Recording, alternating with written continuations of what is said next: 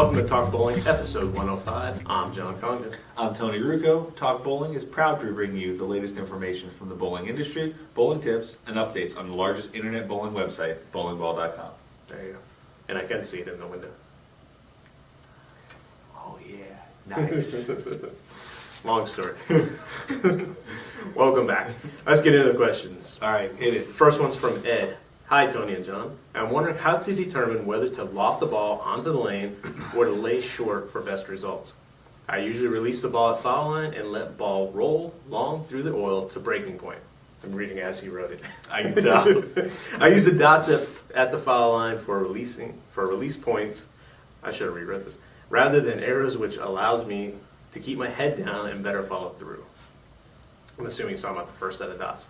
I have found when I loft the ball 1 or 2 feet out onto the lane, I seem to lose revs and lift on the ball, and it slides out past the breaking point, and then I start to turn my wrist over too soon. Laying the ball short allows me to stay under the ball and get more revs and better reaction. I may have answered my own question, but watching Tony bowl with different layouts, he sometimes lofts the ball on release and sometimes lays shorter. Does the layout make a difference on release? Thanks, Ed. Well, since he's referring to your bowling style, I didn't even read the second half of the question. Oh, no, you just when I answered it. Gave up halfway through. What'd you do? I don't know. Okay, well, I'll answer for me, I guess. Then no, when you see me sometimes get the ball out further on the lane or lay it down shorter, we do all of our ball testing on the same pattern. So in that case, yes, it is based on the ball and the layout we chose on that ball. We try really hard to use very similar layouts. We don't get too crazy with our layouts. We try and make it where we're going to show you that ball at its best. That's our job to do, is to give you an honest reaction in a safe layout on a good pattern. So when you see me have to loft the ball a little bit, yeah, the ball may be a ball that tends to start up a little sooner. When you see me lay the ball down earlier, it may be a ball that needs a little bit more time on the lane to react and to read the pattern better. So as far as what to do, it sounds like you did kind of answer your own question, because you say when you lay the ball down short, it allows you to stay under the ball and get more revs and better reaction. So in my opinion, why would you ever want to loft it then? Right. I can't do what Mike Jones does. Using our other ball tester, I can't do that. I can't loft it to the arrows and still get the ball to hook. Right. For me to loft it to the arrows, I'm taking so much energy to do that. I can't do much more to it. So maybe if I threw a 12-pound ball, I could, but he does it with 14, 15-pound ball. So that was my answer. When I first read the question, I answered quickly. I was referencing Mike in our latest videos. He does loft the ball crazy. On one of the videos, like you said, out to the arrows. Yeah. Seems like a little much, but it really depends on the oil condition.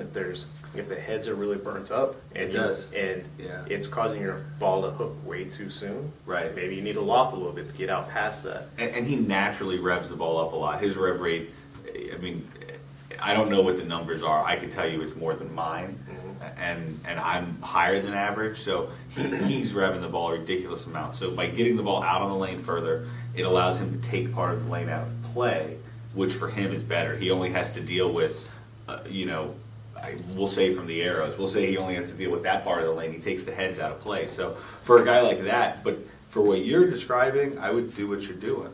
It says, when you lay the ball down short, it sounds like you get the ball reaction you want, you get the amount of revs you want. I wouldn't mess with lofting the ball unless you are on a condition that makes you loft the ball. Right.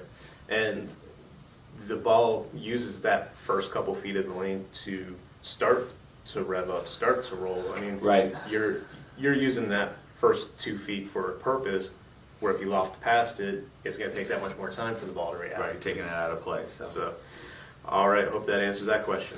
All right, I'll ask a question from TJ. You do that. TJ? I like the way they spell that. I currently throw a Storm Furious, which I know is supposed to be a fairly aggressive ball. This is not the case for me. The reason, however, is my fault. I can't get nearly as many revolutions on the ball as most bowlers out there. Unless the lanes are really dry, I can't get nearly as much hook on it as other bowlers who throw the same ball. Saved from buying even a more aggressive ball, what are some things I can do to get more rotation on the ball? I had to leave that for you. One of the greatest questions asked by bowlers. Who types that? Who types out like a sigh? I don't know. I did. I wrote, one of the great questions asked by bowlers all the time. But it is. How do I get more revs on the ball? And the biggest deterrent to hook potential is the same as for golf. It's all in timing, balance, follow through. So once you get those few pieces in place, the rest should start to work out. Yeah, you have to be. It's a good analogy, I guess, with golf. The club has to be at the ball at the right point, and your Right. body and your arms and everything have to be with it. So in bowling, it's the same thing. That ball has to be at the right point at the bottom of your swing when you get to the foul line, and that takes timing, which takes practice, and it just takes time to get there.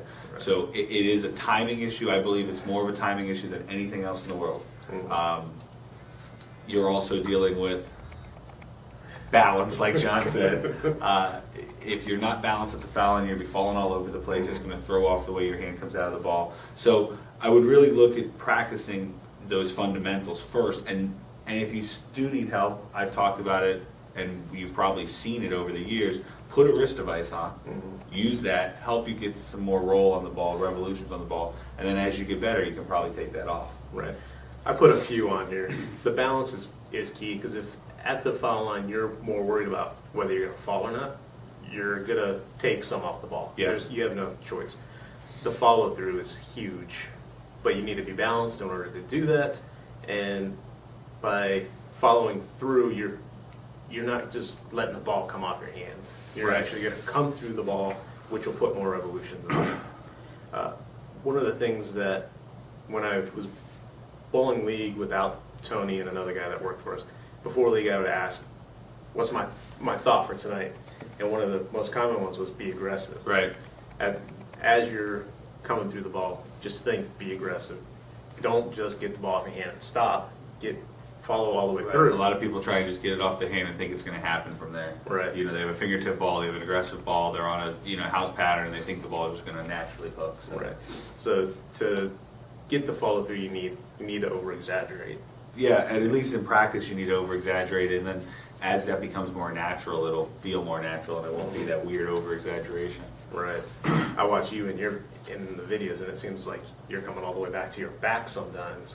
Yeah, it's all and some of it is just muscle memory. That's what my body does now. But I truly believe your timing will dictate how much hook you get on the ball. Right. You don't have to be the strongest guy. You don't have to tear the cover off the ball like some of these guys you see. You just have to have it all in time when you get to the foul line. Right.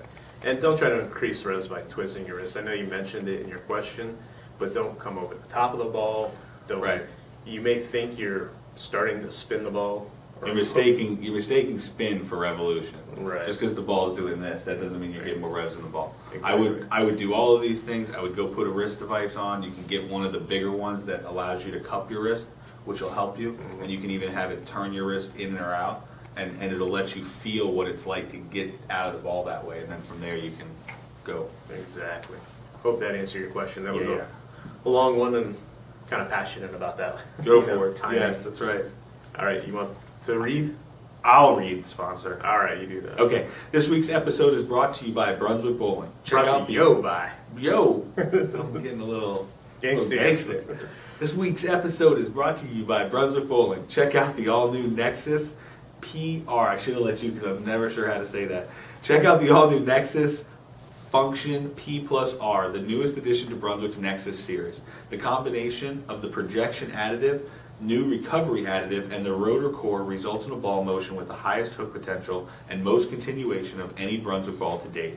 Be sure to check out the all-new Nexus Function P+R ball reaction video, as well as all the other new releases from Brunswick at bowlingball.com. There you go. That's not an easy name of a ball to say, No, it's not. so shame on you. Especially when they actually use the function symbol. Yeah, I'm over it. All right.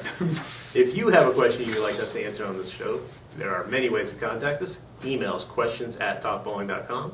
Leave a comment on any episode of Talk Bowling on talkbowling.com. On Twitter, we are at talkbowling, or on Facebook, we are facebook.com/talkbowling. Very good. All right. Last episode, we asked who was the first professional athlete to endorse a major product brand on national TV and when. And we've got some responses. A lot, I think, had the right product, but the wrong person. And the answer is Billy Hardwick. and he did Miller Beer in 1969. We saw a lot of Don Carter. Uh, Somebody said Don Carter Miller Beer, huh. but I guess it was Billy Hartwick. I did not check to find out if this was the first athlete Or the first bowler. First bowler. Yeah, we'll find out. Maybe. Probably forget. We'll forget after Yeah. this. All right, this week's question of the week. Who won the first ever PBA title using a reactive resin ball? As opposed to, I guess, the old rubber ball. It would have been urethane before that. Gotcha. And rubber before that? Yes. What do I know? I didn't start till the Couple, 2000s. a couple decades off, but you're okay. Yeah, so who won the first PBA title using reactive resin ball? All right. We have lots of things we're giving away, Yes, we do. and things pop up in the middle of the week sometimes. Middle of the day. It's like It's crazy around here. It's like, what's going on? All of a sudden, We're giving stuff away. Okay, the big one that we have going right now is on bowlingball.com. You have a chance to win one of 7 gift certificates we're giving away. We're giving away a $100 gift certificate, 2 $50 gift certificates, or 4 $25 gift certificates. Good on bowlingball.com. And all you have to do to get entered into that is like our bowlingball.com page. help us get to 10,000 Right. likes on bowlingball.com. So if you go to the site, under the Shop Smart on the right, there's a little link that'll take you to our promotions page. You can do all your liking there, and those will get you entries into that contest. Yep. On the Path Facebook page, the Pyramid Bowling Facebook page, we're doing a Choose Your Path contest. Help get us to 2,000 likes, and you could win your choice of a Pyramid Path arsenal, which includes ball, bag, and shoes. Correct. I forget where we're at. We're over 1,000. Yeah, we were at 1,300, and we were just under halfway there, I think, when I looked yesterday. Yeah. And check out bowlingball.com's Facebook page throughout the day. They've been putting up contests for accessory packs just by commenting on posts or sharing posts. So Yeah. it seems like they've been on a roll with that lately. So check that out. Yes, I know this won't get out, but there's one happening today. I'm sure Yeah. this episode will come out after it, but I'm sure. it's just constantly happening all of a sudden. All right, on bowlingball.com, we're giving away a bowling ball every week. 52 weeks, 52 winners. Come back to the site every week to enter for your chance to win the bowling ball that is being given away that week.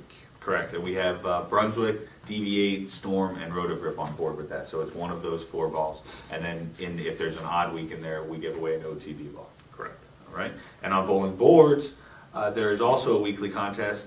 You get an entry for every post you make. So if you start a post, comment on a post, get in there and join the conversation, and for every post you make, you get an entry into that contest. Yes, just participate in the conversation and earn your way to a new ball. That's right. I didn't put any new releases in there, and it's a Brunswick episode. They're coming out really soon.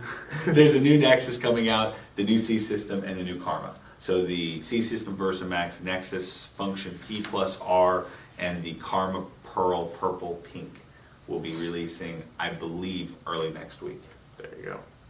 All right, in closing, please remember that bowlingball.com is free shipping on every item every day. No handling fees, no packaging fees, no added insurance fees. The price shown on the product page is the price you pay at checkouts. No surprises. That's right. Thank you very much for watching. Thank you.